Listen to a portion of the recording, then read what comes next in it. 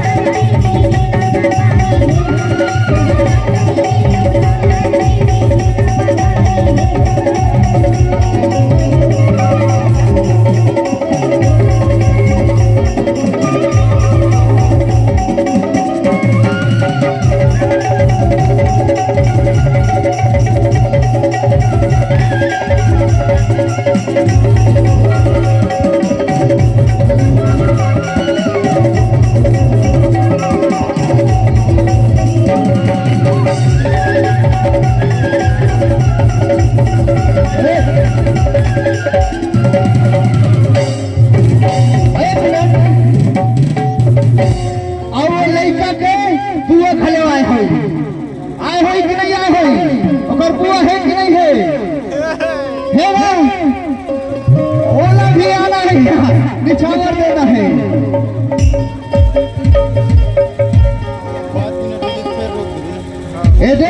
गुड़िया ने आशीर्वाद देना है सही बात ना गुड़िया के बुआ आए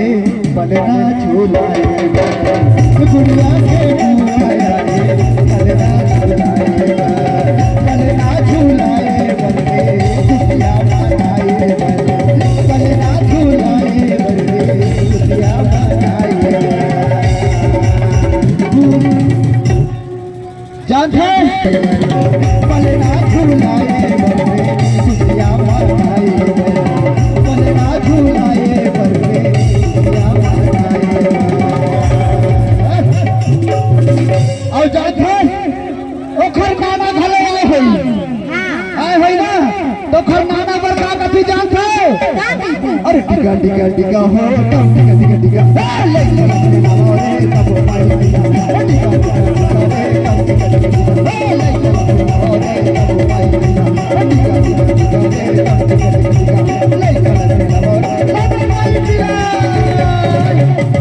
कुटी के नानी आए बनना झूलाए बनना झूलाए खुशियाँ मनाए कुटी के नानी आए बनना झूलाए बनना झूलाए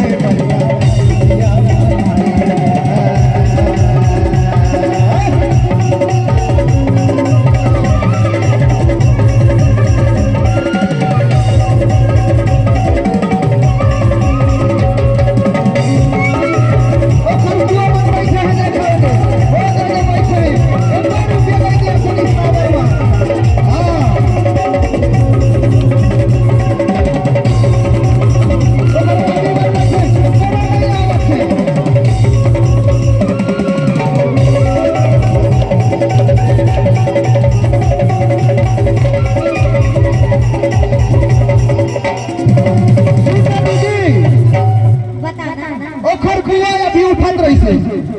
लेकिन लजावा थे, लेकिन लजाना नहीं है भाई, बोले आशीर्वाद देना है कि नहीं, निछावर देना है। अब गुड्डी के बुआ थे, बलना झूलाए बलिया माताई, गुड्डी के बुआ थे, बलना झूलाए बलिया